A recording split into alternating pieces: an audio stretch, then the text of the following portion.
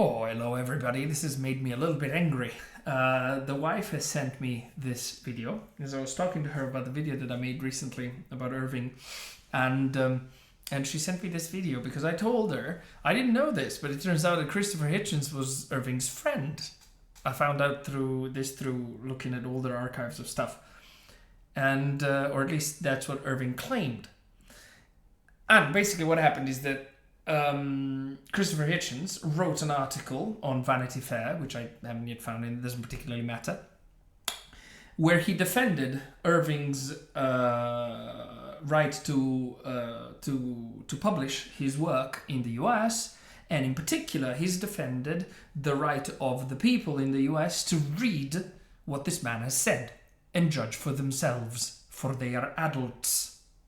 And that is exactly right. And now he's having a debate on some kind of TV program of some sort where this lovely gentleman here on the left is debating Christopher Hitchens, a very young Christopher Hitchens, about what he said. And he essentially says at this time that the publishing house surely has a right to decide morally what they want to publish and what they don't want to publish. And he's just spent a moment sort of explaining why Irving is bad because Holocaust denial and this and that and the other. Right? So, Christopher Hitchens will now attempt to respond. Question is, why does Vanity Fair, which published your article, accept everything that comes in across the transom? Look, I may be obtuse here. I didn't know that St. Martin's Press had any moral authority. I don't know of any particular publisher that does. I think the way that you do lose moral authority... And I think they would like to... They have a reputation. I think they'd like to preserve them. I'm at a slight disadvantage in that I can't see you, and I'm hearing you rather vaguely down the line, but I don't think I've interrupted you yet. Beautiful. Thank you, Christopher. This individual reserves the right to interrupt other people.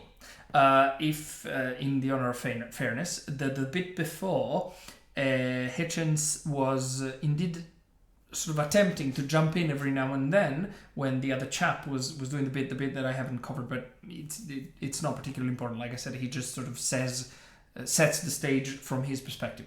Anyhow, and Christopher Hitchens is now talking and calmly, and the chap immediately starts interrupting. That's beautiful. That's the standard behavior. I want everybody to see the standard behavior of awful monsters. He's got a really creaky voice as well, so it's beautiful. It just goes along with it. Let's see. There's more. Let me just state what seems to me to be obvious. Moral authority, I think, can be lost by a publisher who undertook to publish a book, read it, in this case, perhaps a dozen times, readied it for publication, submitted it for prizes and awards, put it out to its sales representatives, and appeared to cave in for reasons that were certainly given to me by one of its senior executives as merely a matter of prudence. They didn't want to stand up to the sort of row they thought they might get for printing it. Now, I think that... If you'll allow me, Christopher, rip, by the way, what he's saying, to simplify, is the following. That the argument put forth by the other individual doesn't stand any ground because it's not a matter of moral integrity, in this case of this publishing house that is now tracing back its steps or trying to avoid publishing the work. He's in fact saying they have read and edited this work numerous times.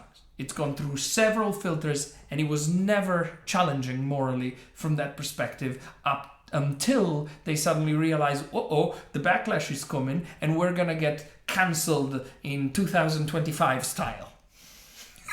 So they changed their minds, right? That is very different than having a moral guideline to stop publishing something. In other words, the other individual has completely misrepresented the situation because he's saying, no, the publishing house is now refusing to publish because they have seen the light and they see how immoral this work is and it can't be published, right? And Hitchens is saying, no, they're cowarding in front of the fact that they are being attacked left, right, and center for it. By who knows who. That does involve a loss of moral authority. It does. You can see. Sorry for interrupting him. He's right.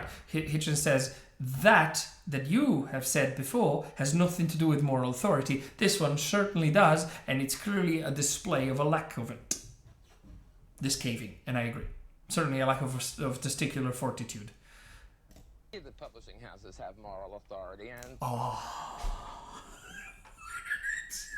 Ooh, what an evil little twerp.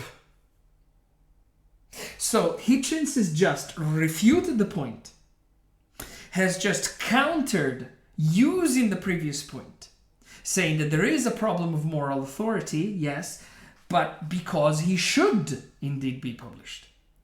And this guy, so you concede my point? No, I don't. Wait, gets better. Do you know what? I kind of need to let this play a little bit, but it's difficult because I want to react. So I'll just go a little bit further back, say like here, and then let it play, undisturbed, and I'll hold my desire to jump in. For publication, submitted it for prizes and awards, put it out to its sales representatives, and appeared to cave in for reasons that were certainly given to me by one of its senior executives as merely a matter of prudence. They didn't want to stand up to the sort of row they thought they might get for printing it. Now, I think that does involve a loss of moral authority. so you can see that publishing houses have moral authority, and if they have moral authority, their authority Christopher, I comes from- didn't. their You, authority as you said, comes you from didn't. the, let's from not the- interrupt each other since Very you well. spoke. All right, and I'm not even going to get into it. Let's not interrupt each other since...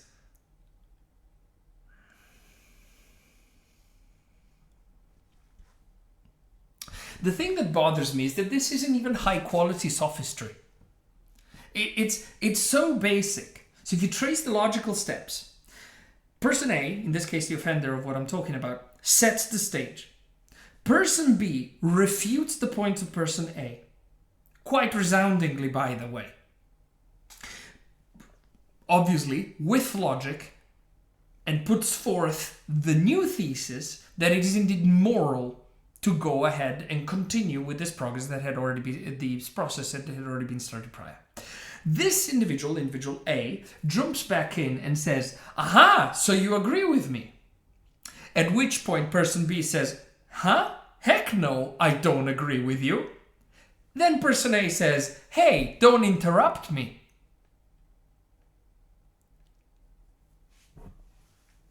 I don't know who you are, sir.